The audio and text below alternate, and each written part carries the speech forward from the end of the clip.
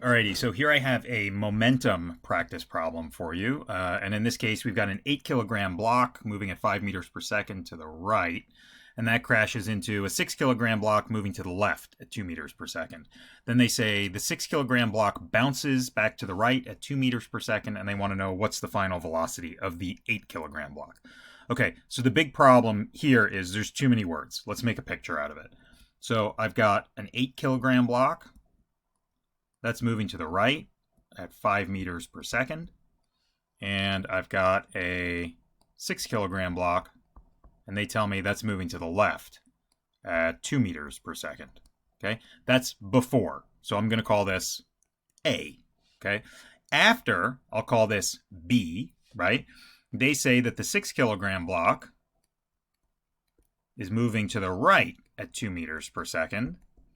And the 8 kilogram block, we don't know what that's doing, but it has to be doing something, and I'll guess. I'll just draw an arrow pointing to the right.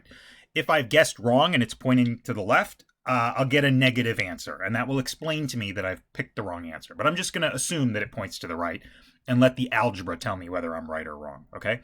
The key principle in this or any collision problem, is momentum conservation.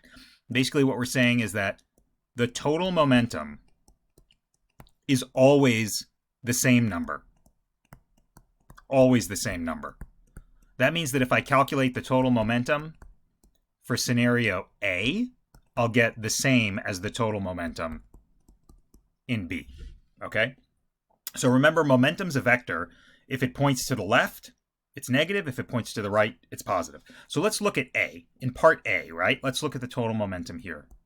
Total momentum here, okay? Well, momentum in general, just as a refresher, is mv for each object, okay? So I've got two objects. My first object is this guy, so I'll say 8 times its speed, which is 5. It points to the right, so I'll put a plus sign in front of it, okay? My other object is this guy. It's 6 kilograms, and it points to the left, so I have 6 times 2, that's its speed. It points to the left, so I put a minus sign in front of it, okay? This is 40 minus 12, or 28. And now let me tack on my units.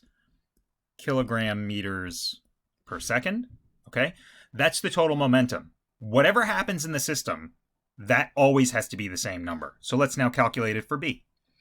P total, this is equal to, okay, so I've got my 8 kilogram guy again, and I don't know what he's doing. So I'll just put a V here, and I'll figure that out later. Just because I don't know its value doesn't mean I can't write it down. So I write 8V, and then I also know that according to my picture, this guy has a speed of 2, and he's going to the right this time. That's why I put a plus sign here, okay? Whatever number this is, I don't know what number it is until I know what V is, but whatever number it is, it has to equal the same number I had before. That's what momentum conservation means, okay? So what that means is 8V plus 12, that's 6 times 2, equals 28. The numbers have to be the same. Okay, so I subtract 12 from both sides, subtract 12 from both sides. 8V is 16, and so V must be 2, and I'll tack on my units, meters per second. Okay, so this is a great example of a momentum conservation problem. You may wonder, hey, is energy conserved? Is this an elastic collision? Great way to find out is we can compute the energy before and after and see if it's the same number. The energy at A, okay, that's, so kinetic energy in general is 1/2 mv squared. So for part 1, I have 1/2 times 8 times 5 squared. Now there's no direction for energy, so everything here will be a positive number. And then I add to that the energy from this guy, 1/2 times 6 times 2 squared, okay?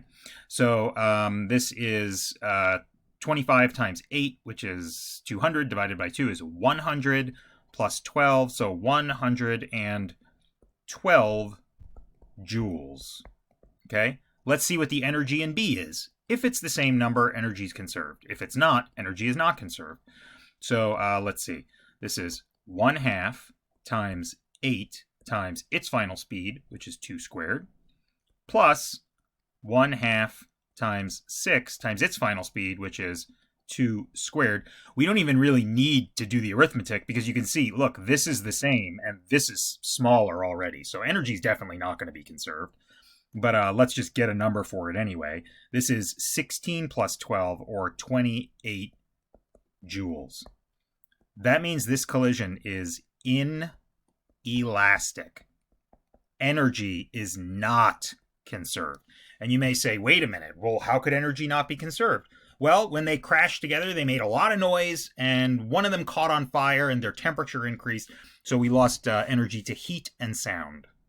We didn't lose the energy just escaped the places where we can keep track of it. Okay, I hope this is helpful.